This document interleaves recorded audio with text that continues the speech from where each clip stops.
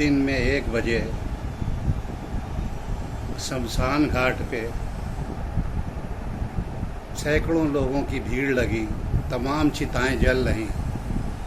उसी में एक चिता पर मेरे परिचित की भी लाश थी।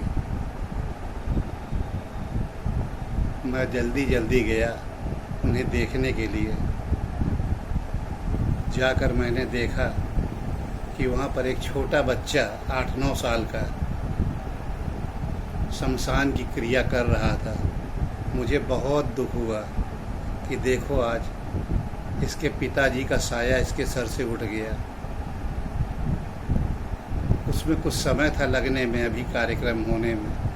मैं वापस लौट के उनके माता पिता की ओर बढ़ा, जो कि वहाँ से किनारे सड़क पर कार में बैठे थे। मैं उनके पास गया। मैंने वहाँ जाकर देखा उसकी छोटी लड़की बेचारी कार के दरवाजे से कभी इधर कभी उधर अपना सर बाहर निकाल रही थी और हाथ पटक रही थी। उनकी बहन जी दहाड़ मार मार के रो रही थी, मेरा इकलौता भाई चला गया। माता जी कह रही थी कि अरे मेरा तो सब कुछ चला गया, यही एक लड़का था मेरा। तो मेरे मन में विचार आया कि चलो इनकी माँ तो है अभी लड़के की, उनसे ही इसका सहारा बना रहेगा। ऐसा सोच करके मैं पलट के फिर उस तरफ वापस आया, देखने की कितनी क्रिया बाकी है। तभी बगल में महादेवी वर्मा जी का एक कवि संस्थान है जो रसूलाबाद घाट के एकदम किनारे था। वहाँ पर टीले के ऊपर एक महिला पर मेरी निगाह गई, जो कि लेडीज़ गाउन पहन करके और जेबों में हाथ डाल करके और ऊंची निगाह करके विक्टोरियन लुक से सीधे उस चिता की ओर देख रही थी। मैंने उसकी तरफ पूरा फोकस किया। अरे ये तो बच्चे की माँ है, शमशान में औरतों का जाना मना है। मुझे याद आया, हो सकता है इसीलिए वो वहाँ खड़ी होकर के देख रही हो। मैंने कहा देखिए क्या भाग्य का खेल है।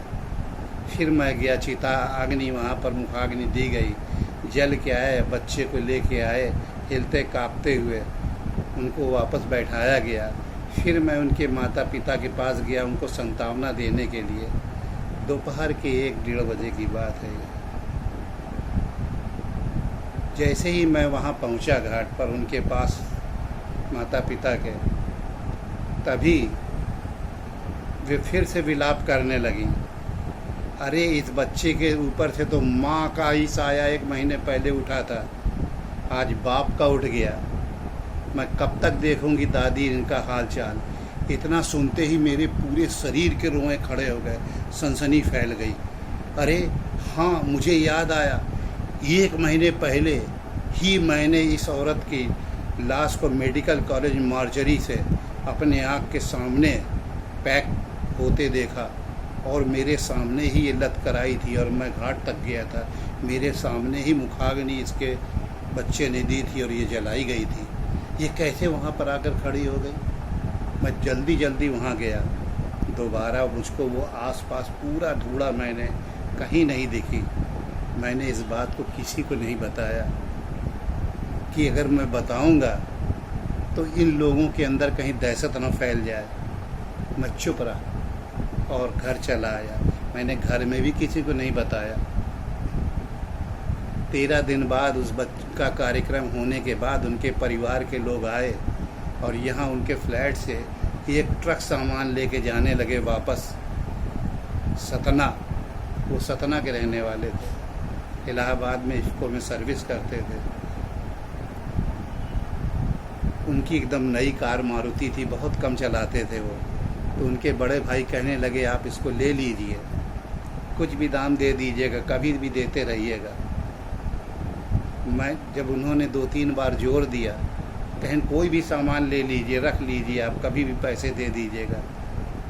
जब मैंने डिनाई कर दिया तो उन्होंने कहा ऐसा तो कोई करता ही नहीं, एकदम मैं आप किसी भाव पे भी आप दे दीजिए, कोई रेट तो नहीं कह रहा हूँ उनसे मैं आपसे। तब मैंने उनसे कहा कि भाई साहब, उस दिन मैंने उसको देखा वहाँ पे खड़े हुए अपने पति की चिता को जलते हुए।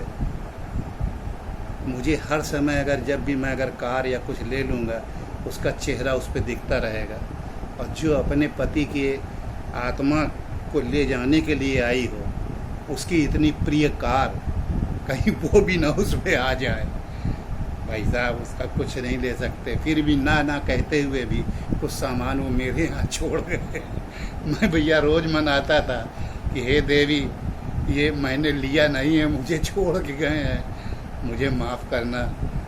अब आप ये बताएं कि जब मैंने उनसे ये कहा, उनके भाई साहब से, उनके रोंगटे खड़े हो गए, कहने लगे अरे वो आपको भी दिखी थी, जिस दिन उसका इंतकाल हुआ था उस दिन ये हमारे घर में एक पानी की टंकी बनी है उसके ऊपर खड़ी दिख रही थी, और मैंने नहीं देखा, नीचे कई लोगों ने देखा तो मुझको दौड़ के बुलाया, मैंने भी देखा जब तक वो वहाँ से गायब हो गई और किसी दूसरी जगह जाके खड़ी हो गई हाथ का इशारा करते हुए। अब मेरे फिर से रोंगटे खड़े हो गए कि हे भगवान, ये ऐसी प्रेत आत्मा थी है।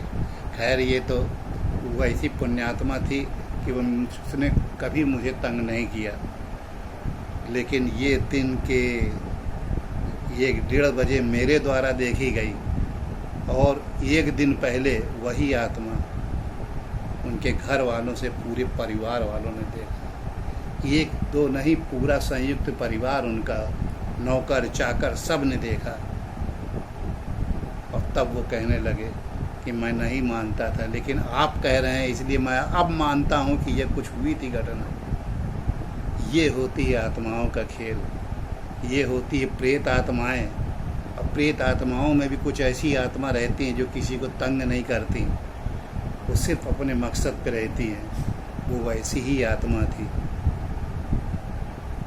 ये हुई दूसरी प्रेत कथा। आगे आपको तीसरी बताएंगे, जिसको निकालने में कितनी मेहनत करनी पड़ी। फिर से